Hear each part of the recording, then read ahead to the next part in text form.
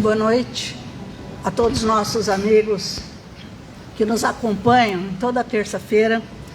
Nós estamos aqui na nossa casa e hoje muito feliz porque depois de quase 2 anos ou um pouco mais, estamos com a nossa casa cheia, podendo retornar, as nossas palestras, esse aconchego que nos fazia tanta falta. Então a gente agradece muito a presença de vocês e que vocês se sintam à vontade, que o nosso companheiro Moacir possa encher a todos nós de conhecimentos e de boas novas, que é isso que nós estamos precisando para vencer o nosso dia a dia. Nós vamos fazer a nossa prece, mas agradecer primeiramente a Deus, a Jesus, a toda a equipe espiritual que de muito está preparando essa casa para que aqui pudéssemos estar e receber todo o amparo espiritual que necessitamos. Estamos sendo acolhidos, estamos sendo envolvidos em vibrações de amor, de paz, e todos também desencarnados também recebem o esclarecimento, o conhecimento e a ajuda. Por isso, Jesus, nós só temos que te agradecer pela oportunidade bendita que essa casa nos dá, que é esse farol na nossa vida, nos ensinando que vale a pena ser melhor, que vale a pena vencer o homem velho, que vale a pena vencer os nossos desafios, porque estamos aqui justamente para crescer, para vencer as nossas imperfeições e vencer a nós mesmos. E não é nada fácil essa caminhada, mas com a ajuda da espiritualidade, com a ajuda dos amigos, nós vamos vencendo dia a dia. Que a prece seja esse momento de nos abraçarmos e dizer muito obrigado, Senhor, gratidão por tanto, e que nos renove muitas vezes essas oportunidades de estarmos juntos orando em teu nome. Pai nosso que estais no céu, santificado seja o teu nome, venha a nós o teu reino, seja feita a tua vontade, assim na terra como no céu. O pão nosso de cada dia dai-nos hoje. Perdoa, Senhor, as nossas dívidas, assim como nós perdoamos a quem nos tem ofendido, e não nos deixes cair em tentações, livra-nos, Senhor, de todo mal, e que assim seja. Que todos nós tenhamos uma excelente palestra e que Jesus ilumine e proteja o nosso companheiro Moacir, para que ele possa fazer o seu melhor na noite de hoje. E agora, para apresentar ele, o nosso companheiro Edmir.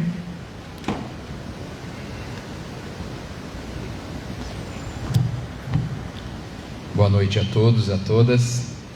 Com alegria que a gente recebe o Moacir, mas antes nós vamos fazer uma breve abertura aqui. Para quem é novo aqui na casa, está vindo pela primeira vez ou algumas vezes apenas, é bom conhecer as atividades da casa. Agora no mês de maio vai sair um folder com todas as atividades da casa, os telefones de contato, mas fazendo um resumo, nós temos 5 palestras públicas na casa, domingo de manhã, domingo à noite, segunda, terça e quarta à noite. Nós temos 9 grupos de estudo, salas de aula, grupos de estudo. Nós temos 5 reuniões mediúnicas, nós temos a campanha de fraternidade Alta de Souza, temos a turma do riso, temos a visita aos enfermos, temos a evangelização infantil, temos a primeira mocidade espírita do mundo, a MEB, que é aqui dessa casa também.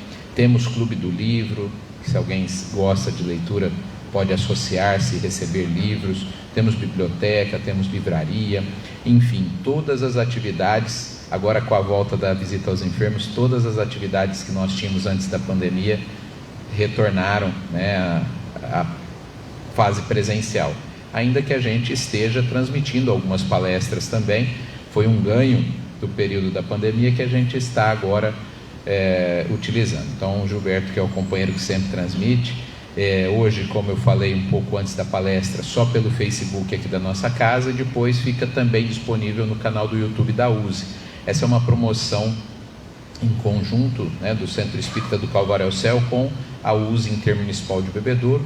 Temos representantes aqui de outras casas espíritas, que congrega a USE 17 casas espíritas, 10 em Bebedouro, 2 em Monte Azul, 2 em Pitangueiras, Taiúva, Taiaçu e Viradouro. E hoje nós temos 2 datas comemorativas. Uma é a publicação de O Livro dos Espíritos, né? Há 166 anos nós tivemos, digamos assim, o início da doutrina espírita com a publicação de O Livro dos Espíritos no dia 18 de 4 de 1857. E para todos nós que aqui estamos é motivo de grande alegria, né? Senão não estaríamos, né? Sem a doutrina espírita não nos reuniríamos aqui. E nós temos nessa casa diretorias para cada departamento. A evangelização tem diretoria, a mocidade tem diretoria, o Grêmio Infantil Nosso Lar tem diretoria, e o Grêmio está fazendo 69 anos no dia 23 de abril agora desse ano. Então eu vou pedir para todos os atuais diretores do Grêmio, para quem já foi diretor do Grêmio, ficar em pé um pouquinho, por favor. Atuais e quem já foi também. Tem mais gente aí que está se escondendo. Quem já foi? Aí, diretores do Grêmio do passado e do presente, uma salva de palmas para todos aí.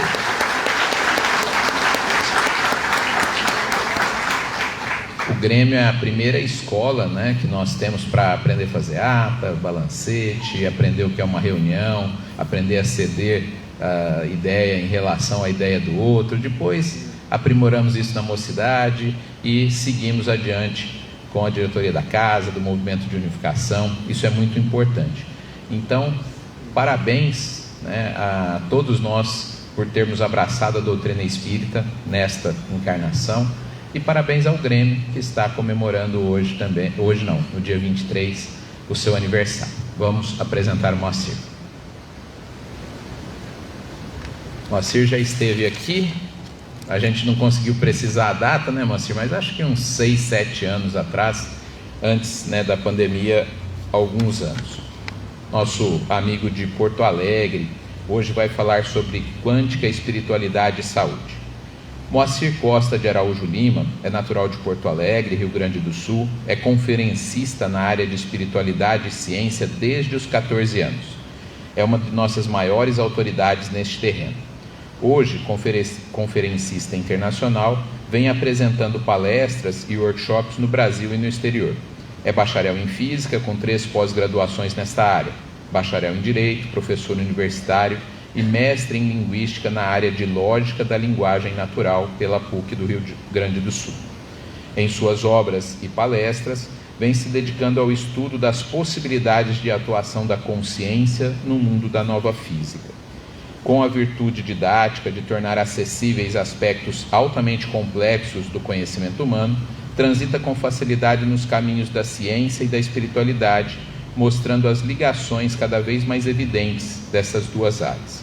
Moacir tem 16 livros publicados, algumas pessoas já tiveram a oportunidade de ver e adquirir. No final da palestra ele estará ali também, tem uma mesinha no fundo com alguns livros. Quantos títulos você trouxe?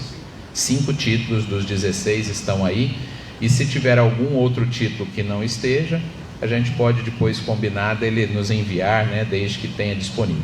Então vamos receber com uma salva de palmas nosso amigo Moacir.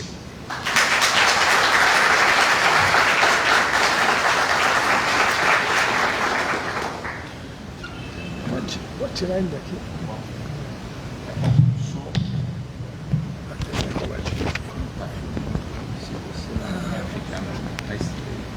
Então deixa aqui mesmo. Se vai atrapalhar o filme. Posso caminhar por ali, não? Vai. Caminhar por ali devagarzinho.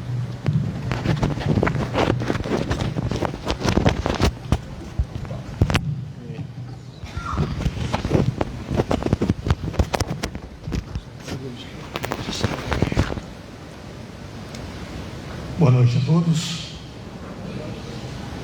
Eu preferi ficar caminhando um pouquinho aqui, porque dependendo da palestra pode ser que até o palestrante durma. E como dormir em pé sem apoio é mais difícil, eu fico caminhando aí por uma medida de precaução contra o sono. Nós vamos tratar hoje de um tema interessantíssimo, que é o estudo da física quântica e sua relação com a espiritualidade. Quando se fala em física quântica, em geral, há duas atitudes. Uma, eu não vou entender porque é só forma. Outra, eu já sei por intuição. As duas situações são muito difíceis e nenhuma delas é verdadeira. O problema todo é que quando nós estudamos física, no nosso ensino normal, nós aprendemos um conjunto de fórmulas e saímos de lá com a certeza absoluta de que a física é um conjunto de fórmulas e não um conjunto de ideias. A tal ponto que em determinadas provas o estudante anota todos os números que apareceram no problema, sorteia uma operação entre eles e acha um número que chama a resposta. Mas quando se ingressa no campo da filosofia da ciência, uma vez que ela nos descreve o universo, nós temos hoje a satisfação de verificar que a física quântica marcha num rumo completamente diferente da física newtoniana. No mecanicismo, levado ao terreno da filosofia da ciência, não havia nenhum lugar para a espiritualidade. A materialidade das coisas era a única realidade e deveria explicar todo o universo. Tanto que, a esse tempo, a física não admitia o livre-arbítrio. Adotava uma corrente chamada determinismo absoluto ou causalidade rígida, segundo a qual, desde aquele primeiro momento do universo, que foi o Big Bang, aquela gigantesca explosão, tudo estaria pré-determinado. Isso, no campo da filosofia, deu origem às teorias do destino. Tudo está pré-determinado. Se tiver que ser, será. Isso não pode funcionar, não funciona na física atual. E é interessante que naquela época, Kardec dizia que o espiritismo seria científico. E o espiritismo adota o livre-arbítrio. E a ciência da época dizia que livre-arbítrio não existe. E hoje a ciência diz que livre-arbítrio existe. É fator indispensável à comprovação de várias teorias da física quântica a existência do livre-arbítrio. Porque o livre-arbítrio eliminou aquela ideia de um destino cruel. Um Deus todo-poderoso distribuía benesses e também desastres entre as pessoas sem qualquer critério de merecimento.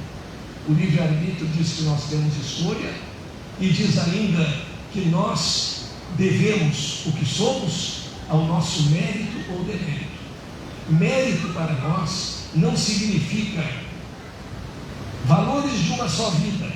Nós adquirimos conhecimento, nós temos atitudes em várias existências e assim fomos, merecendo o grau de evolução que possuímos e o local em que nós exercemos a nossa atividade. Então, no campo da filosofia da ciência, há hoje uma abertura para a espiritualidade. O que se pode dizer é que não há qualquer divergência entre pensarmos na espiritualidade em termos de filosofia da ciência e o próprio conhecimento científico, o que na época de Allan Kardec não existia, porque a ciência era simplesmente materialista. Qualquer toque de espiritualidade não iria funcionar. Agora, a espiritualidade também está ficando mais popular. No começo da pandemia, os nossos filósofos de televisão resolveram começar a fazer previsões sobre o mundo pós-pandêmico, que passaram a chamar o novo real. É triste, o novo real. E diziam profeticamente que logo após a pandemia a humanidade estaria melhor, todos estariam já reformulados em seus pensamentos, haveria mais compreensão, mais caridade, etc.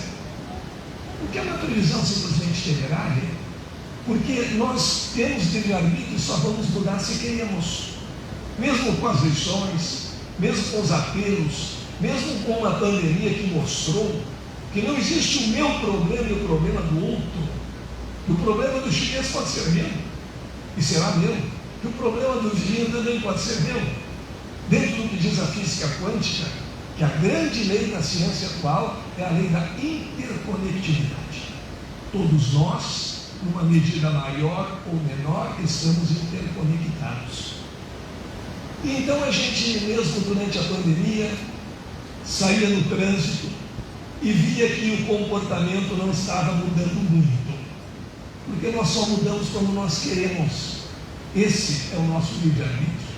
E não um novo normal que iria surgir magicamente. Há pessoas que estudam essa mudança do planeta, de mundo, de expiações e provas, para um grau superior, e acham que isso vai acontecer por um milagre do tempo. Exatamente às 0h17 do dia 30 de dezembro de 2036, ficou todo mundo bonzinho. Não ficou? Essa transformação é lenta, ela é gradual, depende do nosso esforço, depende de não apenas sabermos nossas ideias, mas também vivenciarmos nossas ideias. Porque quando sabemos e não vivenciamos é mais grave, porque nós conhecemos a verdade. Talvez seja por isso que há muita gente com certo medo de ler o Evangelho, de ler a doutrina, porque aí fica conhecendo a verdade. Se eu já sei que 2 mais 2 são 4, é muito grave eu querer que 2 mais 2 sejam 5. Se eu não sei, e talvez seja isso, esse medo de responsabilidade que afasta algumas pessoas, que leva essas pessoas a não estudarem devidamente o Evangelho e a doutrina. Mas a ciência também está nos mostrando o mesmo caminho. Hoje nós deixamos de ser meros espectadores e somos co-criadores da própria realidade material, objetiva que existe fora de nós. Mas nesse momento de um avanço científico, é muito importante, porque quando as palavras entram na moda, algumas pessoas começam a se apropriar delas sem o devido conhecimento. A gente tem visto barbaridades publicadas na internet. Curso de física quântica.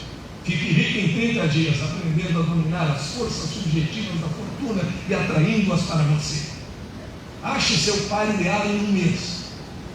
Isso tudo faz muito mal, porque quando se faz um estudo sério a respeito de ciência e espiritualidade, e são publicadas tolices desse porte, como já existe um ranço acadêmico normal contra a espiritualidade, esse ranço se acentua, e aí jogam tudo na vala comum.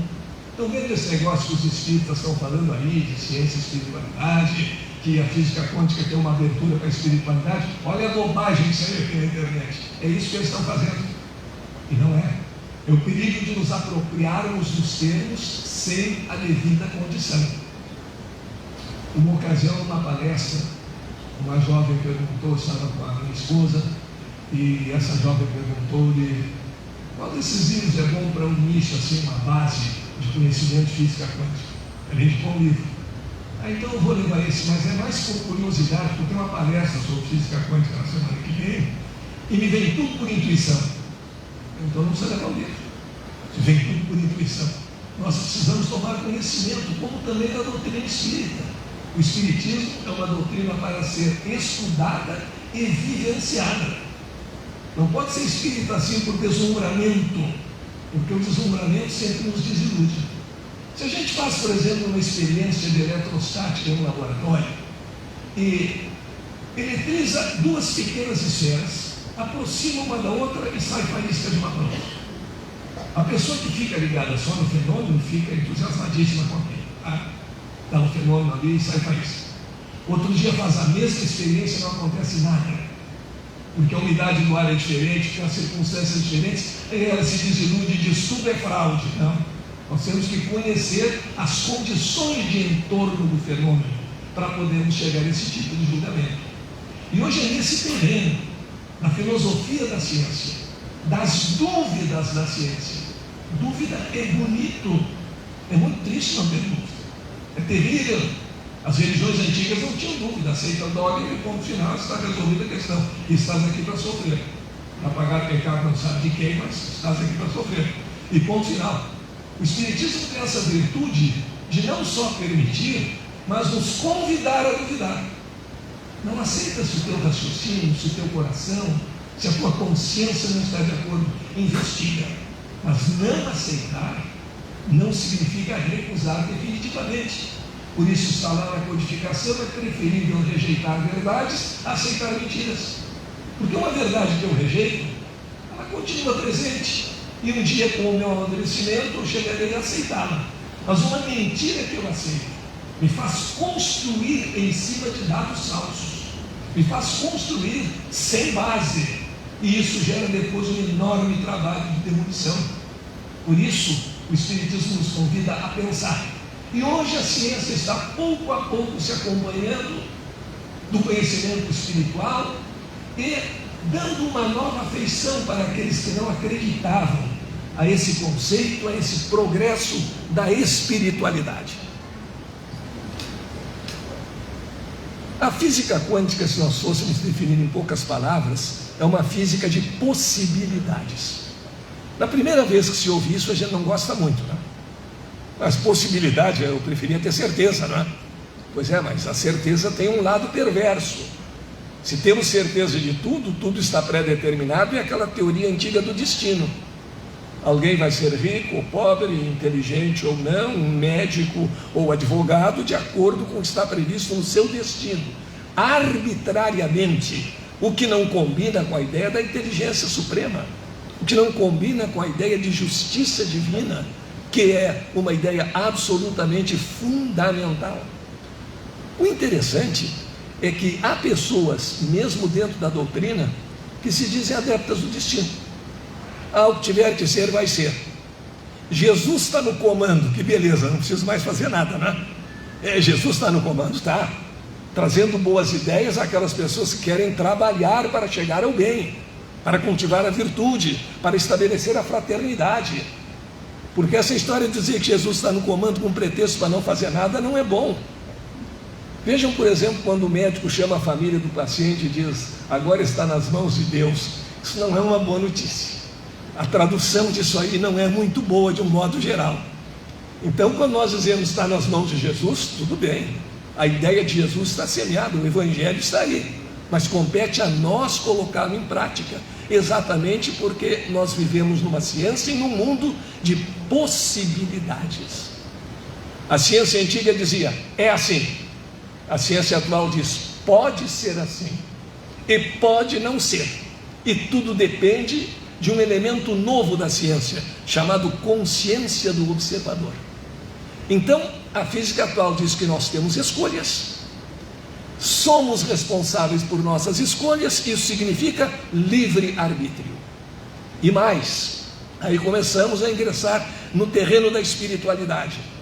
Há experiências feitas, por exemplo, com o elétron, em que ele às vezes assume o comportamento de onda e às vezes de partícula.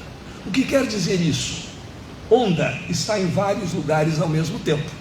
Nós podemos aqui na mesma cidade, em diferentes casas, ligar um aparelho de rádio ou um televisor na mesma estação, no mesmo canal, e todos nós receberemos ao mesmo tempo a mesma onda. Uma partícula é como uma bolinha. Ela está em cada lugar diferente num determinado tempo. Se eu deixar cair aqui uma bolinha, nós podemos até calcular em cada segundo onde ela estará e com qual velocidade. Mas em cada segundo ela está naquele lugar e não em todos os lugares. Então, para a física antiga era impossível que algo fosse onda e partícula. Eles eram muito maniqueístas. Aquela história do bem e do mal. E o Espiritismo nos ensina tão bem isso, né? Nós não temos que nos preocupar em combater o mal, nós temos que nos preocupar em promover o bem. Combater o mal dá uma certa ideia de guerra, de raiva. Guerra nunca é bom. Promover o bem é promover a luz. E nós sabemos, pela física não existe sombra. Sombra é ausência de luz. O que tem energia é a luz. Não existe sombra forte. Risca um fósforo ali e acabou a sombra. Não existe. Agora, se nós, com o nosso livre-arbítrio, colocamos um anteparo não transparente entre a fonte de luz e uma parede, vai se projetar na parede uma sombra. Aquela sombra existe por si mesma? Não. Como a física atual provou que a matéria também não é algo objetivo. Aquela sombra é consequência da ausência de luz. Então, se nós colocamos entre a luz do Evangelho e a nossa vaidade, a nossa prepotência, o nosso egoísmo, uma parede de sentimentos negativos, nós vamos nos sentir na sombra. Mas quem fabricou essa sombra foi a nossa escolha, por não nos expormos diretamente à luz. Então temos escolha e mais, a consciência do observador.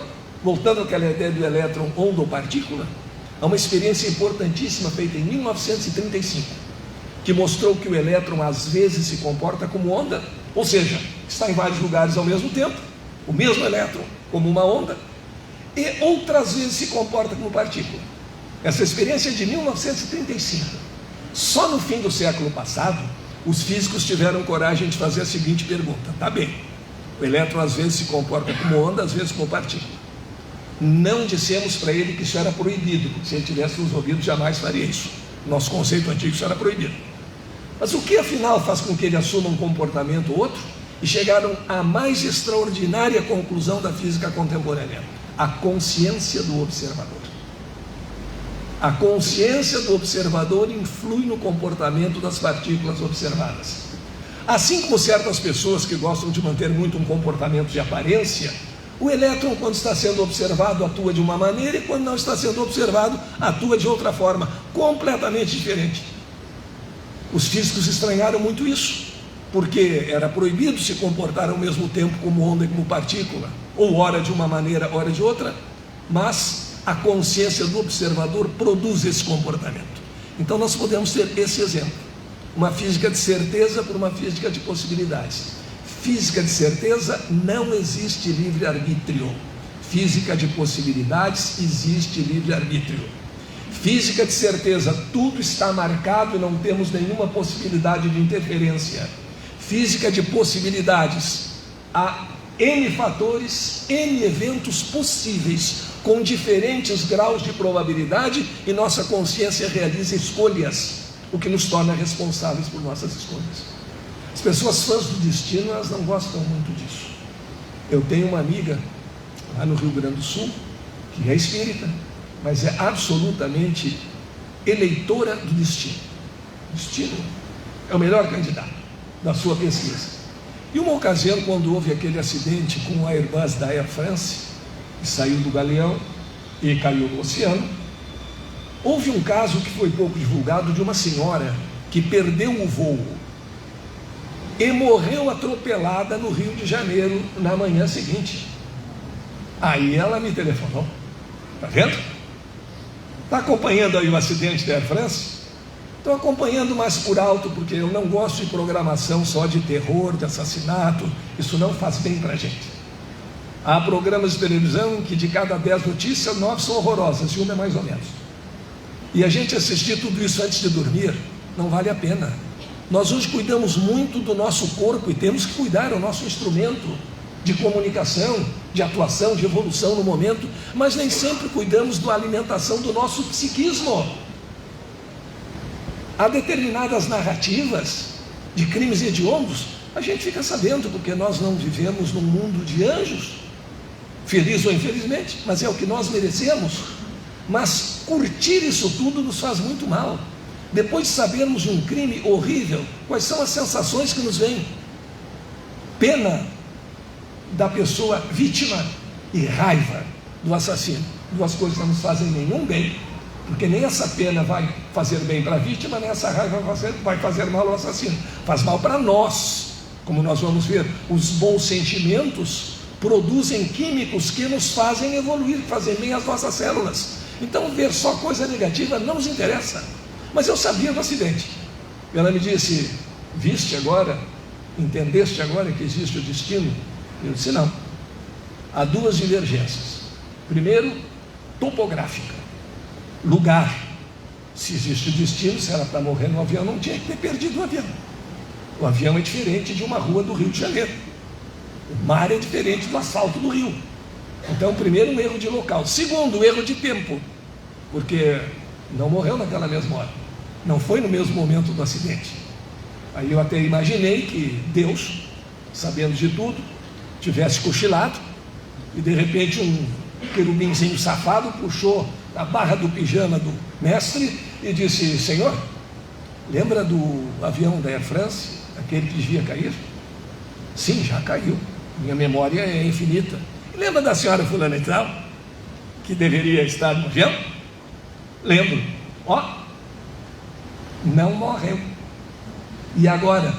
Tudo bem, eu já arrumo um caminhãozinho para ela, pode deixar. É essa a ideia? Ou é a ideia de um ser misericordioso, de uma inteligência suprema? Essa é que deve prevalecer. Porque ter possibilidade significa ter responsabilidade. Então nós podemos pensar assim: uma pessoa está diante de dois caminhos, e há uma placa de aviso em cada um deles. Numa dessas placas diz: por essa estrada, daqui a 15 minutos, você chegará num lugar absolutamente frio, com neve, com chuva de pedra, temperatura nada agradável. E a outra diz assim: você chegará por aqui numa cidade de clima moderado, onde vai encontrar um lago de águas azuis e mornas muito agradável. Aí a pessoa diz: eu sou aventureiro, vou por essa aqui, da neve, do ciclone, do temporal. Quando chega lá, diz que mal eu fiz a Deus para merecer isso. Meu Deus, se tu existes, se tu está me ouvindo, se tu me ajudas, muda o clima daqui. Mas estava avisado. Agora que é um milagre, fez a escolha, e aí nós somos responsáveis por nossas escolhas. Por isso o Espiritismo nos ensina a responsabilidade, o compromisso que temos em adotar a escolha correta, em seguir o caminho do bem, do amor, da fraternidade, que são aquelas coisas que realmente nos fazem bem. Uma outra novidade, para depois falar na saúde, dentro da física quântica, é a influência do observador, de que nós falamos há pouco. De uma certa maneira, quando eu estou olhando para o átomo para observá-lo, eu estou olhando para mim. Algo diz aos elétrons, quando eles fazem o salto quântico, quanta energia eles podem aceitar ou não. Esse é outro detalhe interessante. Se um elétron está num nível, e nem todos os níveis são possíveis para os elétrons no mesmo átomo. Então vamos imaginar um elétron está no nível 3, e que o próximo nível nesse átomo, nem todos os níveis são possíveis para todos os elétrons no mesmo átomo. Nem todas as virtudes, bens e etc. são possíveis para todos nós em uma mesma encarnação. Nós temos os nossos limites de acordo com o nosso merecimento. Então, se o elétron está no nível 3 e o próximo nível no nível 10, vejam que mudança na famosa tabuada da aritmética. Nem todos os níveis são possíveis. Nós imaginamos um átomo em que o nível seja 3 e o próximo seja 10. Ele está no nível 3. Se ele receber uma unidade de energia, com quanto fica? 3 mais 1, 4. Então ele sai do nível 3, sai. E fica onde? No nível 4. Não existe. Esse átomo é um nível 3 ou um nível 10. Não tem nível 4 nesse átomo. Então acontece o seguinte: nesse universo desse átomo, 3 mais 1 é 3. 3 mais 2, 3. 3 mais 3, 3. Porque não existem esses outros níveis.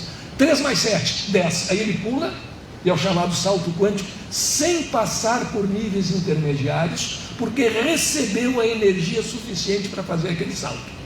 Aí vem uma pergunta: quem é que conta para o elétron que ele não pode aceitar uma unidade de energia, 2, 3? Isso levou os físicos a falarem em algo que seria proibido na física antiga: grau de consciência das partículas. Onde é que se ouviu isso antes disso ser dito na física? Na codificação.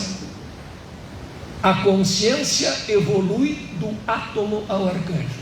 Portanto, há um grau de consciência mesmo nas partículas atômicas. A física hoje chancela isso aí, falando em grau de consciência das partículas. Não é como a nossa.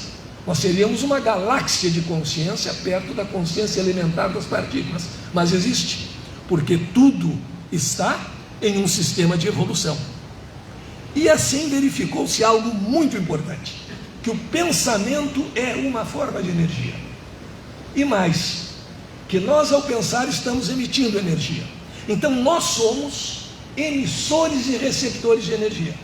Mas aí vem o grande segredo: só recebemos nas partículas, nas frequências em que somos capazes de vibrar. Eu vibro só com amor e não tenho recebido tanto amor na vida. Será? E o fato de não receber deve nos fazer desistir de amar? Não. Nós recebemos só nas frequências em que somos capazes de vibrar. Externamente nós podemos disfarçar, mas a frequência de pensamento não. Imagine uma pessoa muito invejosa encontrando outra que vai dar uma festa que ficou muito famosa, cheia de gente importante, com todo o brilho possível. Deseje que a tua festa seja ótima. Isso foi o dito. Será que o vibrado foi isso? Ou ela vai depois na festa, e depois de uma festa maravilhosa, e estava muito boa, mas tinha uma sujeirinha ali numa toalha que não é compatível com uma festa dessa grandeza. Ou seja, só elogia para diminuir. E essa frequência de pensamento, essa vibração é que não se disfarça. Então nós recebemos as frequências em que vibramos. Isso é comum, isso é do nosso dia a dia. Nós ligamos nosso aparelho de televisão e lá com o controle remoto colocamos um determinado canal. Aí entra a onda daquele canal. Por que não entram as outras que estão ali presentes? Porque está sintonizado naquele. Mas em termos práticos, o que quer dizer estar sintonizado? Num canal de televisão, numa emissora de rádio. Quando nós sintonizamos um canal de televisão, o equipamento eletrônico interno do televisor vibra na mesma frequência em que vibra a estação em que nós estamos sintonizando, e só por isso recebe, e não pode ser diferente. Agora, sintonizar em 700 kHz e ficar rezando para entrar em 900 kHz é o absurdo, é a tentativa do milagre antigo, é querer de Deus uma atitude contra as suas próprias leis, uma atitude sem nenhum sentido, sem nenhuma razão de ser. Eu tenho que diminuir aqui agora porque tem um slide que não está bem em dia. Bom, mas eu coloco aqui, diminuo sem preocupação. Agora, existia aqui um filmezinho, mas eu vou explicar. Tenho que sair daqui e entrar de novo para eliminá-lo, mas é uma coisa rápida. Um recreio.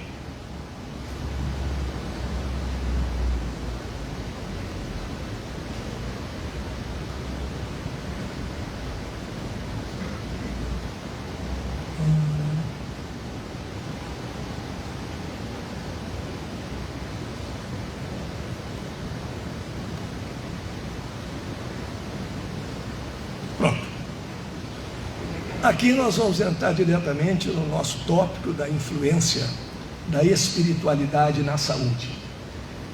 Espiritualidade não significa professar uma determinada religião.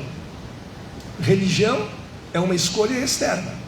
Nós escolhemos alguma religião ou nenhuma, mas espiritualidade é evolução, é conquista pessoal nossa, depende do nosso grau de evolução, de entendimento do universo, dos sentimentos que nós professamos, porque só recebemos naquelas frequências em que somos capazes de vibrar. Há os que gostam de se queixar da vida, né? Eu dou amor para todo mundo, sou uma pessoa muito amorosa.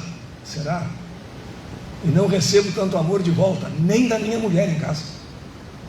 Mas será que não é aquele tipo de marido que a mulher chega em casa assim, num sábado, à tardinha, um calor terrível, e diz: hoje é uma barbaridade, esse pessoal não cumpre prazos, passei a tarde no cabeleireiro e custavam, ia de uma sala para outra, e o marido interrompe: passaste a tarde lá e no entanto não te atenderam, né? Depois disso se espera o quê? Uma noite romântica, de muito amor? Não, porque aquela vibração não foi boa. Aquela vibração não entrou em sintonia com faixas de amor. E é exatamente assim na nossa existência. Aquelas pessoas, porque o pensamento é uma forma de energia, isso contagia. Aquelas pessoas que estão sempre de mau humor, sempre brigando com o mundo, sempre sem esperança, elas criam uma aura, isso hoje pode ser fotografado, toda permeável, ou seja, sujeita à penetração de qualquer tipo de vibração negativa, o que não é bom. Elas criam um inferno aqui mesmo e querem compartilhá-lo com os outros. Eu me lembro que eu tinha uns 11 anos e havia uma senhora que em casa almoçava seguidamente com a gente. Chegava na hora do almoço uma lista de queixas. A minha mãe era médium e tinha muita paciência de ouvir tudo isso. Até que um dia eu perguntei para ela, passou uns dias sem aparecer. Quando ela chegou, quase ali na hora do almoço: quais são as queixas do dia, senhora? Aí ela não gostou, não sei porquê, mas eu até estava possibilitando mais liberdade para ela expressar o seu queixume de sempre. É que estranhou. Às vezes as próprias pessoas estranham o que ganham quando não merecem. Há até nesse sentido uma história que é muito interessante, conta-se aí, de um político que morreu e foi para o céu. É possível, a física quântica é uma física de possibilidades, então isso é possível. Foi para o céu, foi lá recebido pelo São Pedro, bateu na porta do céu, São Pedro gentilmente abriu. O senhor fulano de tal, tem a bondade? O senhor é o tal São Pedro? Sim, aqui é o céu. Eu vim para cá. Veio. Bom, não se discute. O que eu posso olhar por aí? O senhor pode entrar e ficar à vontade. Nós agora adotamos o programa Céu Transparente, em que pode ir a qualquer canto verificar tudo o que acontece. Ele entrou, andou por lá, não sei por que não encontrou muitos amigos. Andou, anjinho cantando lá pelos cantos, um coralzinho meio enjoado. Ele era fã de outro tipo de música. Voltou para São Pedro e disse: São Pedro, eu quero dar uma olhada no inferno para me certificar de que aqui é bom mesmo. O senhor sabe que não pode. Não, pode sim. Vou lhe dar um exemplo. Se eu ganhar 5 mil num sorteio, eu não posso abrir mão de 4, querer ficar só com 1? Pode então. Quem pode o mais, pode o menos. Eu quero dar uma visitinha lá. Ele estava pensando, isso aqui é propaganda enganosa. De repente lá é que é o bom. Aí São Pedro, depois de muita insistência, sabe como eles insistem? Aí, pode ir, toma o elevador, vai lá, depois volta para me dar a tua opinião, e aí é definitivo, porque é aquele céu para sempre, inferno para sempre. Ele foi lá, entrou no elevador, apertou no -7. Porque se tem um 7º céu, então o -7 deve ser o mais forte lá de baixo. Vamos ver como é que é. Chegou lá, abriu-se a porta, demônio, um gentleman, finamente vestido. Pois não, senhor, à sua disposição, tenha bondade e conheça o nosso inferno. E onde é que eu posso ir? Em todo lugar, aqui é transparente mesmo, lá é fake news. Aqui é transparente, pode ir a todos os lugares. E se eu caminhar por lá, viu praças com árvores frondosas, flores nas calçadas, nos canteiros, uns barzinhos com mesas agradáveis, numa temperatura ótima, em que gratuitamente se tomava do café expresso ao champanhe verde Clicquot Ponsardin. Música para todos os gostos, pessoas bem vestidas, bonitas, cantando na rua, porque apreciar a beleza também é uma capacidade de evolução. E ele disse: viu, estava me enganando lá em cima. Doutor Diabo, aí já passou a ser doutor. O cara, que é agradável, doutor Diabo, eu vou lá em cima, só avisar para São Pedro ligeirinho e já estou de volta. Foi lá, São Pedro, escolhi. É lá no -7. Tem certeza absoluta. Aliás, a minha palavra nunca mudou. Eu tenho certeza e vou para lá. Tudo bem, é a sua decisão, só lembre que é para sempre. Tá bom. Desceu de novo, -7. Abriu a porta, demônio furioso, agarrou pela gola do casaco, jogou lá dentro, vai para o diabo que te carregue. Aí ele saiu por lá, uma tristeza. Aqueles caldeirões de enxofre fervendo, onde as alminhas eram mergulhadas, tiradas para dar um refresco, colocadas de novo. Pobreza absoluta, miséria, pessoas catando comida no lixo, lá no inferno. Música de péssima qualidade, não era música, era ruído, embora essa conceituação hoje seja muito duvidosa. Miséria absoluta, sofrimento, dor. E ele voltou para o demônio e disse: o senhor me deve uma explicação. Quem deve explicação é o senhor, eu tenho uma listinha aqui, quer ver? Não precisa, só quero saber por quê. Ontem eu estive aqui e era uma maravilha, agora é um inferno propriamente dito. E o demônio disse: o senhor devia estar acostumado com isso. Ontem nós estávamos em campanha, agora temos o seu voto. Então, fique aí e seja infeliz para sempre. Essa desconfiança que nós temos muitas vezes do ser humano e de todas as coisas que se nos apresentam, ela é uma boa defesa, mas ela não pode ser exagerada. Há um dito da física quântica, lá no mundo subatômico: a expectativa do fato cria o fato. Se isso é verdade lá no mundo subatômico, também é verdade em nossas relações sociais. Qual é a nossa expectativa ao encontrarmos um irmão, um amigo, um conhecido? É alguém que quer me lograr que lá no inconsciente sombrio do Dr. Freud está mal intencionado contra mim? Que pensa que eu quero roubar a mãe dele para mim? Não. Nós devemos olhar com reservas, mas principalmente com espírito de fraternidade, porque o bem cria o bem. O bem que nós fazemos aos outros nos faz bem, porque nos torna bons. Isso agora está demonstrado biologicamente na tese de doutorado de Candace Pert, que é farmacêutica e depois se especializou em física atômica e física nuclear. Ela verificou o seguinte: como nos construímos organicamente, como alimentamos as nossas células, a ponto de podermos até ficar viciados em emoções.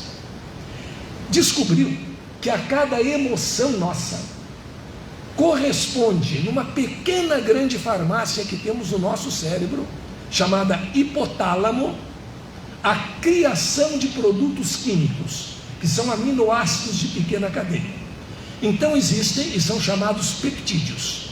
Existem peptídeos para o amor, existem peptídeos para o ódio, existem peptídeos para a esperança, existem peptídeos para o vitimismo, e nós vamos produzindo-os de acordo com as nossas emoções. Uma vez produzidos, esses peptídeos entram na corrente circulatória, onde são chamados normopeptídeos ou hormopeptídeos, e chegam à célula. Descoberta importantíssima: o núcleo não é mais o dono da célula. Em 1954, com a evolução da microscopia eletrônica, descobriu-se a membrana celular, e é a membrana que elege o que vai ter acesso à célula, portanto ao núcleo ou não. E Bruce Lipton, um biólogo que também se especializou em física quântica, descobriu que as emoções também têm influência sobre a célula e penetram via membrana. E por isso descobriu que as emoções dos pais em relação aos filhos interferem até no seu componente nuclear de células, mesmo durante a vida intrauterina. Os gregos já haviam ensinado isso. Mulheres que vão ser mães, conversem com o filho, mostrem amor pelo seu filho e assistam, de preferência, espetáculos que alegrem, espetáculos que otimizem a vida, e não coisas violentas, coisas bárbaras. Pois agora se sabe que quando esses peptídeos chegam na membrana celular, eles podem encontrar o receptor adequado ou não. É como experimentar uma chave numa fechadura, pode servir ou não. Serviu, abriu, vai para o núcleo da célula, participa da composição, alimenta a célula. Não serviu, é rejeitado e se perde na corrente circulatória. Então, a partir daí, vamos fazer um exemplo. Vamos admitir que os bons pensamentos, os pensamentos de amor, de fraternidade, produzam químicos redondinhos. E os sentimentos que nós chamamos negativos produzem quadradinhos. Então se incomodou, ficou com raiva de alguém, produziu um monte de quadradinho. Fez uma boa prece, participou de um debate espiritual, de uma discussão de boas ideias, produziu redondinhos. A célula é esperta. Ela sabe que a gente não passa geralmente uma semana em estado de graça. Quem passou uma semana inteira e no fim da semana só tem do que se queixar, está com problema. Mas quem passou a semana inteira e também diz que nada de errado aconteceu, também deve estar com algum probleminha. É aquela pessoa que acha que tem que agradecer tudo sempre. Não, nós temos que reagir. Caiu, quebrou o braço esquerdo. Graças a Deus, Senhor, eu te agradeço porque não foi o direito, eu preciso mais dele para escrever. Cai de novo e quebra o direito. Muito obrigado, Senhor, porque não foram as pernas, eu preciso delas para caminhar. Cai de novo e quebra a perna esquerda. Ainda bem que eu posso andar em uma perna, sobrou uma. Muito obrigado, Senhor. Se Deus pudesse falar diante de tudo isso, dizia: presta atenção onde caminhas e não bota culpa nisso, porque eu não tenho culpa da tua ação e reação, do teu descuido, do teu desleixo. Exatamente assim. Dessa maneira, à medida em que nós vamos, como a célula é inteligente, ela tem mais ou menos assim 50% para redondinho, 50% para quadradinho. Agora, vejam a pesquisa e a concordância com a espiritualidade. Se nós bombardearmos as nossas células continuamente com o mesmo tipo de emoções, dois fenômenos biológicos vão acontecer. Por exemplo, a pessoa está sempre de mal com a vida, está sempre se queixando, ela produz muito mais quadradinho do que redondinho, não é? Muitos desses quadradinhos batem no receptor redondinho e não entram, são desperdiçados. E aí a célula pensa à sua maneira.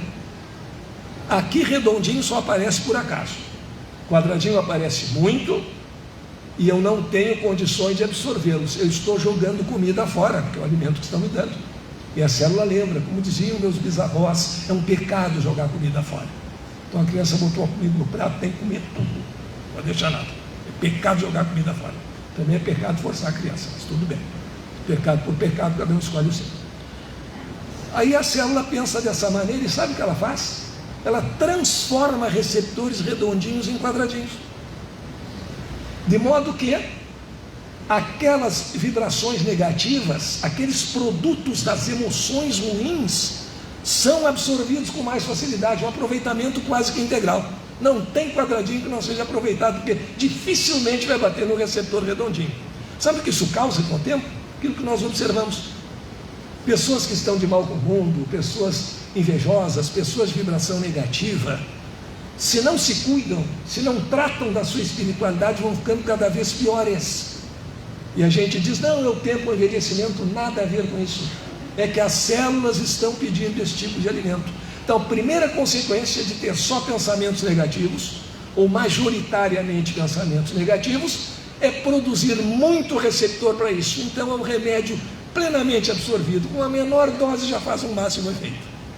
Segunda consequência, quando essas células se reproduzem, as novas células já vêm com mais receptores quadradinhos do que redondinhos.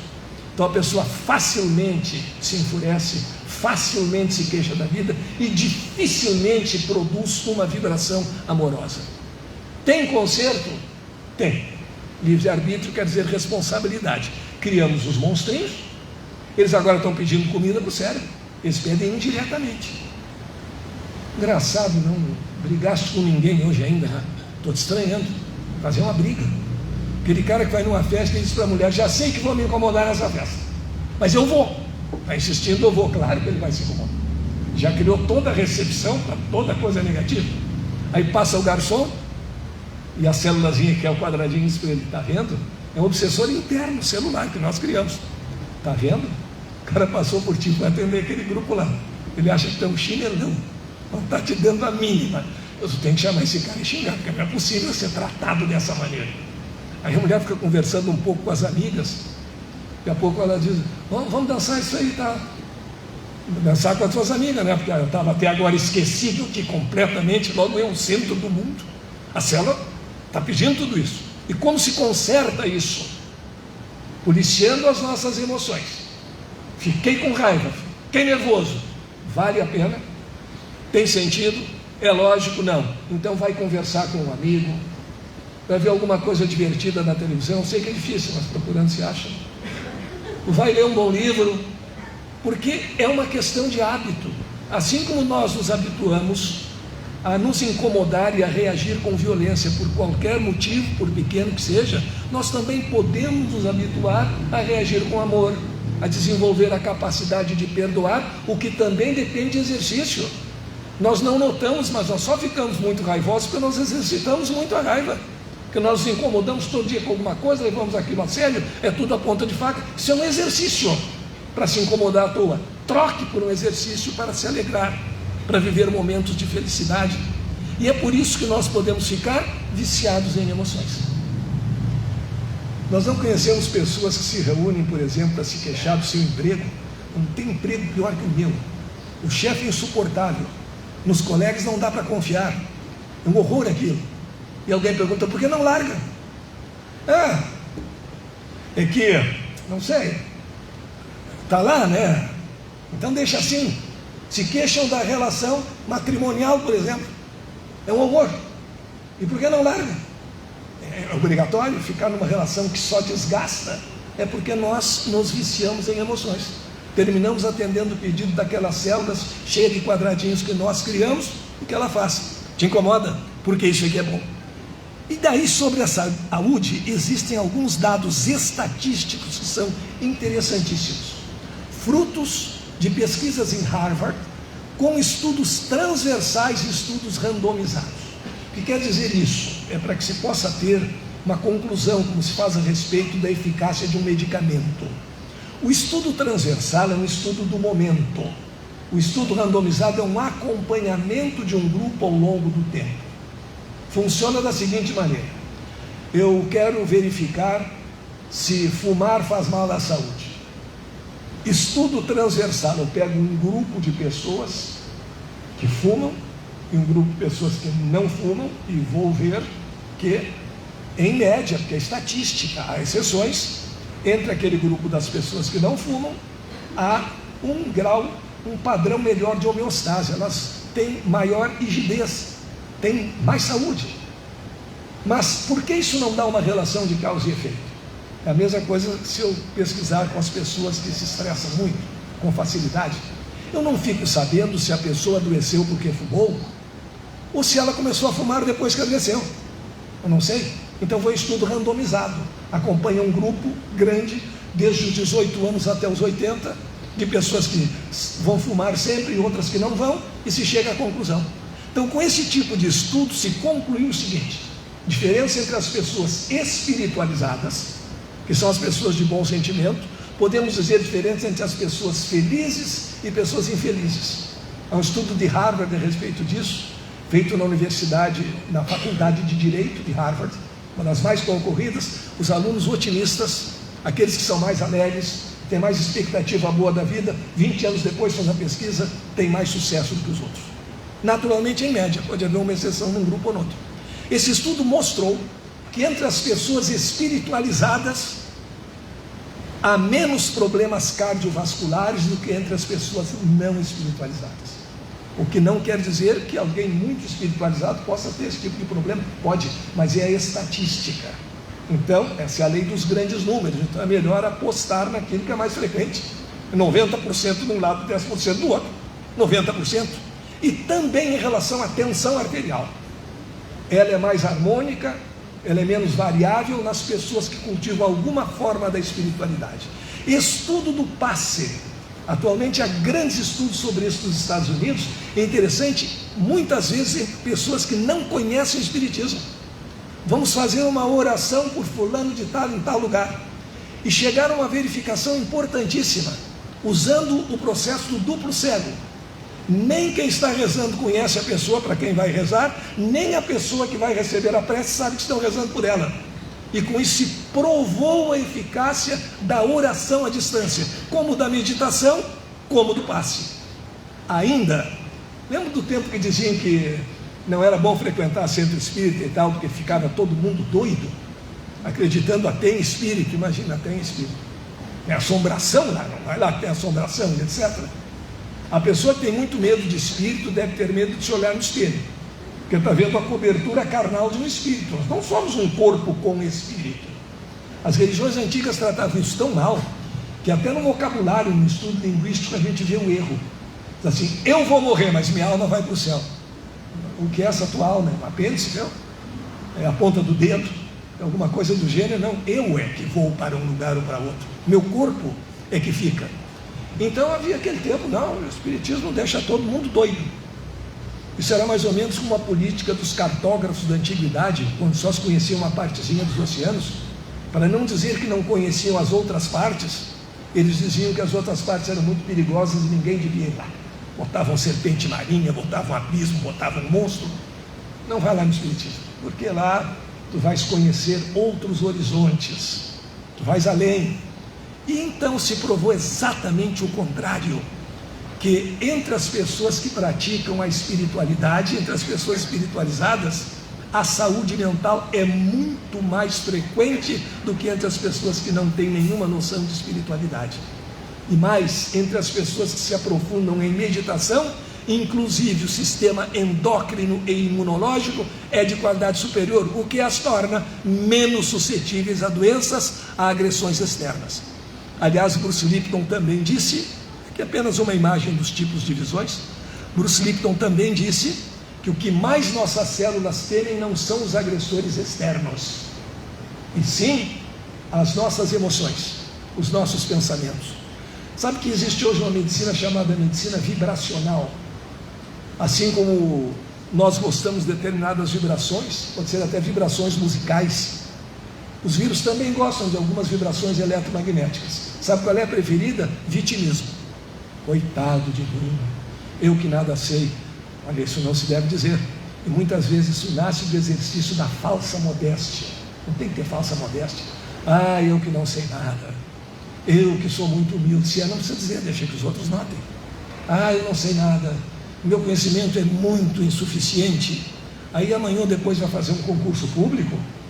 Ele já disse várias vezes para o sistema cerebral que ele é insuficiente, que ele não tem condição, e aí o cérebro aceitou aquilo como um comando. Não tem condição, vai rodar, vai só fazer besteira aqui agora para aprender, não? E é o que acontece. Então, essa falsa modéstia também é uma criadora disso. Nós temos que ter um pensamento otimista, nos abrirmos ao otimismo, à felicidade de entendermos, por exemplo, que somos imortais, que já vivemos muito, que conhecemos muito mais do que nos lembramos no momento, e ainda temos muito a aprender. Isso se provou com a meditação e a oração à distância. Fazem um profundo efeito sobre as pessoas. E isso é a consequência de uma espiritualidade bem vivida. As pessoas espiritualizadas têm aquela visão de conjunto, têm aquela visão do todo. E hoje nós vemos a ciência confirmando alguns fenômenos da espiritualidade. Tem mais, a ciência está pedindo socorro à espiritualidade. Compete a nós espíritas, que somos uma doutrina também de filosofia, nos empenharmos um pouco mais nisso. Porque sabem o que disse a física a partir do manifesto de Copenhagen, quando descobriu o princípio das ações à distância e a ação da consciência? Eles disseram: a consciência do observador influi sobre as partículas, só não sabemos ainda o que é consciência. Vamos dar uma ajudazinha, nós temos uma ideia pelo menos do que seja consciência. E pouco a pouco essas ideias vão se somando. Já não se fala em consciência das partículas. Então existe um quadro que mostra bem como funciona essa questão. A visão sistêmica contra a visão analítica. A visão analítica é arrancar a folha da árvore e examinar a folha. Esquecido de que a folha arrancada da árvore não é a folha na árvore. O dedo na banca de anatomia não é o dedo na mão em condições de funcionamento. E antigamente, quando dizíamos, fulano tem bom coração, os estudantes de medicina riam muito disso. Bom coração, então a pressão arterial é 12/7, as passagens estão bem desobstruídas e tal. A frequência cardíaca retorna a 60, 72 por minuto depois de um esforço, em pouco tempo. Não. Dizíamos bom coração para as pessoas que tinham bons sentimentos. Isso era uma tolice, cientificamente falando. Hoje se concluiu que, e por isso se fala em estudos mais antigos, do chácara cardíaco, o centro de vibração, que fica exatamente entre o básico e o superior, e se descobriu que as boas vibrações, que as emoções positivas, têm grande influência não somente sobre o músculo cardíaco, mas há uma pequena glândula chamada glândula timo, localizada atrás do osso esférico, do osso do peito, que mostrou e é quem comanda o sistema imunológico. Sabe qual é o sistema mais atingido pelas vibrações negativas? Sistema imunológico. O mais beneficiado pelas vibrações de amor, de fraternidade, é o sistema imunológico. Portanto, nós não podemos ver as coisas assim afastadas. E hoje sabemos que esse bom coração tem sentido. O médico Alonso Puig, que trabalha, é um espanhol, trabalha em colaboração com a Harvard, descobriu que o coração manda mensagens ao cérebro, assim como o cérebro manda mensagens ao coração. E quando essas mensagens se harmonizam, nós temos as melhores condições de saúde e de vitalidade. E assim, nós podemos encerrar com um quadro mostrando as diferenças essenciais entre as pessoas não espiritualizadas e as pessoas espiritualizadas. Lembrando, através desses estudos todos, que hoje não é necessário, para ter um diploma de ciência, dizer-se materialista. Já foi. Hoje, para a tristeza dos ateus, o ateísmo não é considerado nem mesmo uma postura filosófica. O ateísmo é considerado uma crença. Só que é uma crença no não, ao invés de ser uma crença no sim. Mas não é um conhecimento, é uma crença. E há diferença entre o que eu creio e o que eu penso racionalmente. Por isso os franceses dão muita importância à diferença, para usar em frase do verbo croire, que é crer, e penser, que é pensar. Eu digo que eu penso, vai lá para o Descartes, eu penso, logo existo. Isso tem que ter alguma fundamentação. Mas eu creio o que quero. Eu creio que o gato preto passando na minha frente vai me dar azar. Eu creio. Não tem nenhuma responsabilidade com isso. Mas não pode se tornar um pensamento racional. O ateísmo é um pensamento irracional. O ateísmo é simplesmente uma crença no não ser. Não tem nenhuma diferença entre o crente em Deus e o ateu, nesse sentido puro de crença. Um crê que existe e o outro crê que não existe. O que é mais difícil, porque ele quer que não existe algo cuja não existência não pode demonstrar. Aí é um festival de não. Fica difícil. Não espiritualizados, em geral, são reativos, ou seja, esperam que as coisas aconteçam para depois tomarem alguma providência. Espera que aquela ponte provisória caia, para então pensar em fazer uma ponte definitiva, mas ela já era provisória. Então eles esperam acontecer. Os espiritualizados sabem, e é o que a física nos diz hoje. Não existe um mundo lá fora independente da nossa consciência. Nós não somos mais só observadores, nós somos co-construtores do universo. Então as pessoas espiritualizadas sabem que são agentes de mudanças.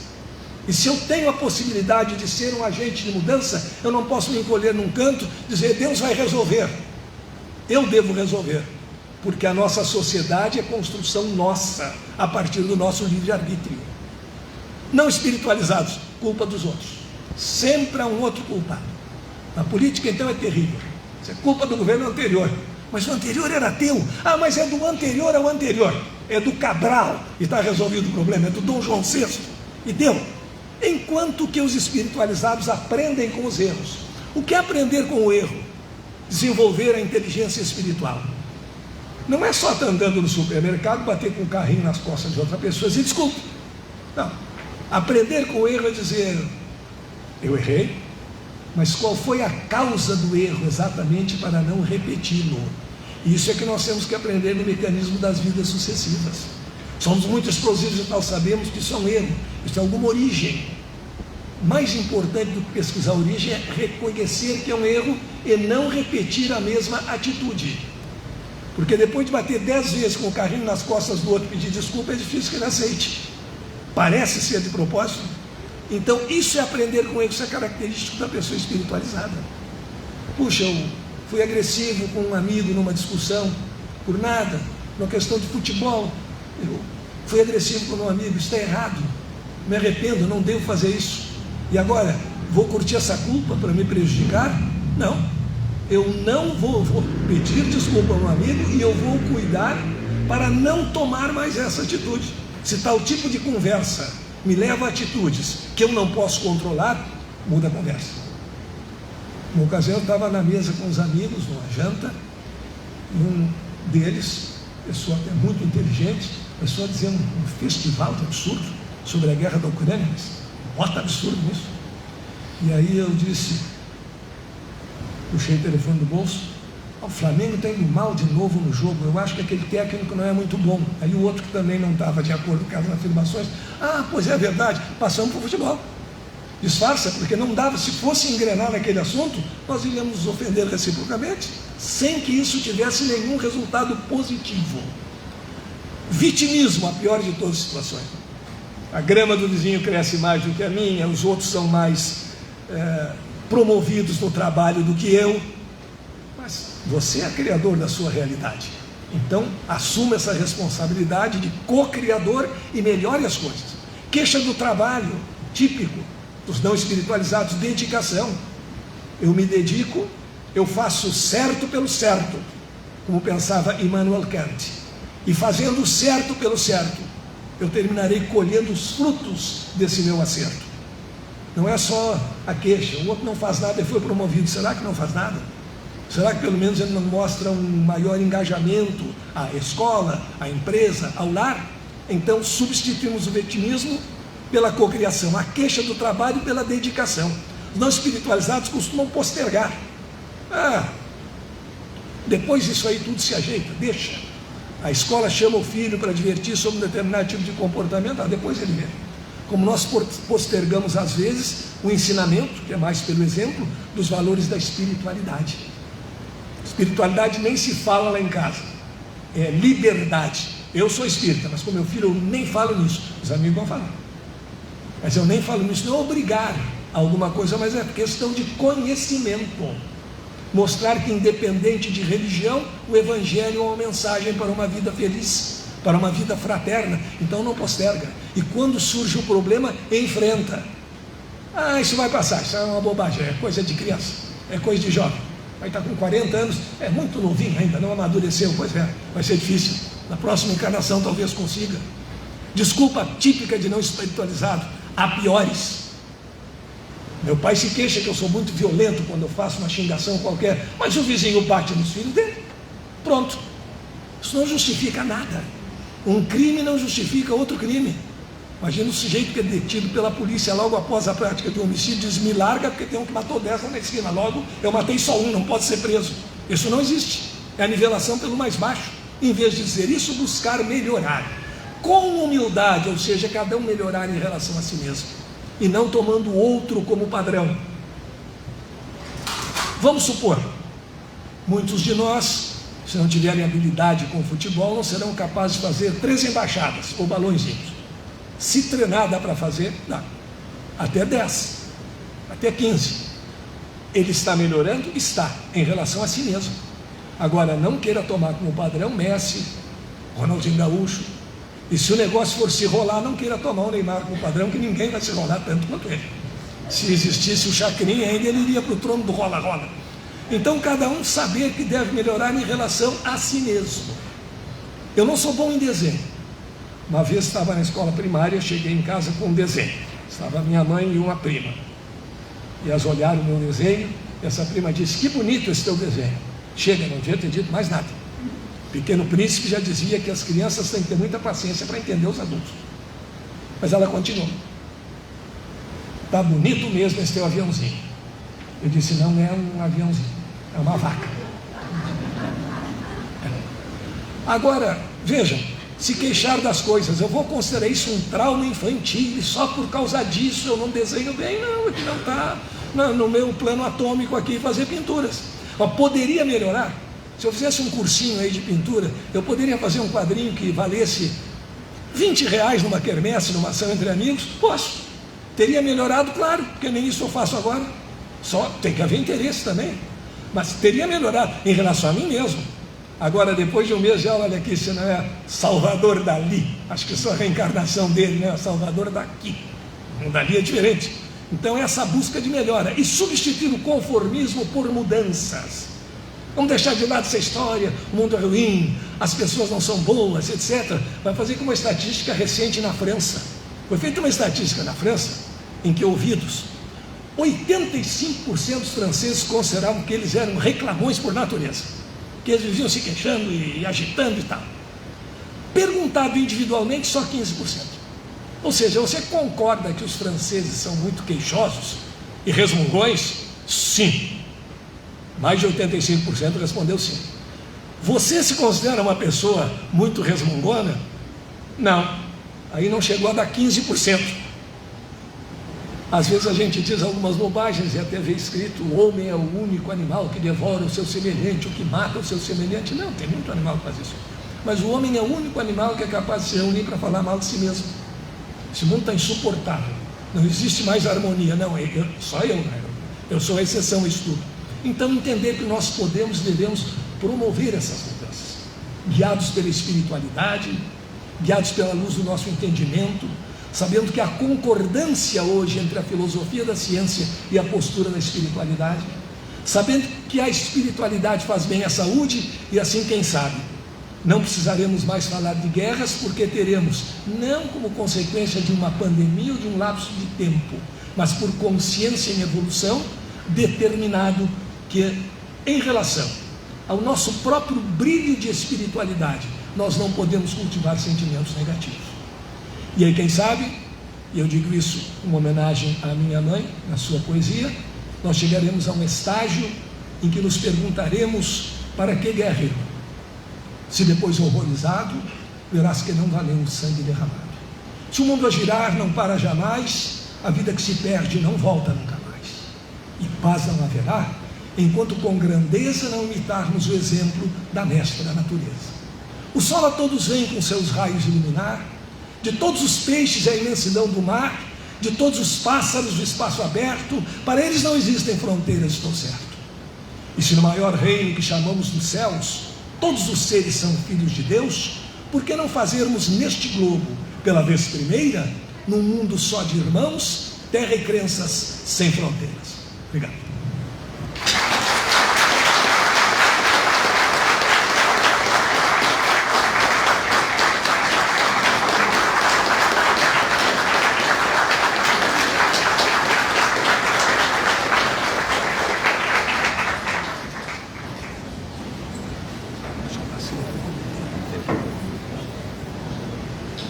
dizer senão muito obrigado, Moacir. O Grêmio Infantil Nosso Lar vai entregar um mimo para você. Cadê os representantes do Grêmio? Farão isso. A Fátima está junto com eles aí. Pessoal, valeu a pena virmos hoje a Casa Espírita? Muito, né? Pena que Porto Alegre é longe, né? Mas se Deus quiser. 1h15. 1h15, né? É verdade, de voo. Ó, amanhã o Moacir vai estar em Barretos, lá no Centro Espírita Bezerra de Menezes, na Avenida 5. Se você tiver parente em Barretos, ou se quiser assistir, o tema é outro. Qual que é o tema de amanhã? Corta a corda. Corta a corda? Corta a corda, um voo para a liberdade. É outro tema, então se alguém quiser pegar o carro e ir a Barretos amanhã, a gente passa o endereço, é na Avenida 5 ali, entra pela 7, é facinho chegar, tá bom? Pessoal do Grêmio, por favor, venha dar aqui.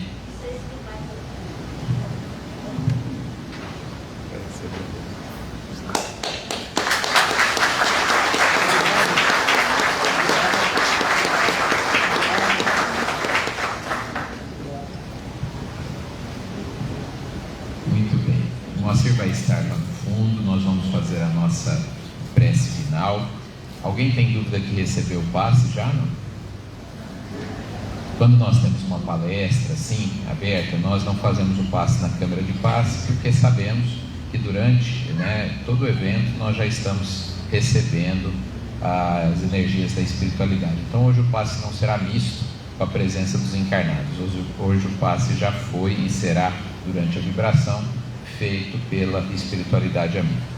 Nós faremos o encerramento e, como eu disse, o Moacir estará ali no fundo. Quem quiser adquirir seus livros, e se a pessoa de repente não trouxe dinheiro, tem Pix, mas enfim, a gente pode anotar e depois a gente manda para ele também, tá bom?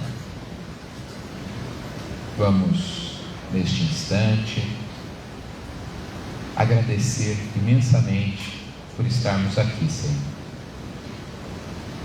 pelo aprendizado da noite, pelas vibrações de amor, de carinho que trocamos entre encarnados e desencarnados aqui presentes. Que a nossa vibração alcance os nossos lares, nossos parentes, amigos, mas toda a humanidade, porque, como bem disse o nosso orador da noite, estamos interligados. O bem coletivo, o bem de toda a humanidade, é o que realmente nos fará melhores, o que trará o mundo que nós desejamos construir e que deve começar pela construção interna. Que a nossa vibração alcance também os locais onde a dor se concentra, hospitais, presídios, mas também lares em desarmonia. E que essas vibrações possam fazer com que irmãos e irmãs passando por dificuldades façam escolhas que possam tirá-los dessa situação e trazê-los para a luz, como também disse o nosso irmão. Obrigado mais uma vez pela oportunidade de termos a doutrina espírita há 166 anos iluminando o caminho da humanidade e o nosso em particular. Obrigado por esta casa, todos os seus departamentos, ao Grêmio Infantil Nosso Lar, que também está comemorando o seu aniversário, e pela proteção que a espiritualidade amiga sempre nos traz. Que estejamos atentos a ela, Senhor, e que assim seja sempre. Uma boa noite a todos. O Moacir estará ali no fundo. Quem quiser pode. Só uma perguntinha para os organizadores da terça: vocês colocaram água em algum lugar? Tem água ali no fundo também, certo? Então, se alguém quiser pegar o copinho de água, que está fluidificado, tá bom? Boa noite a todos.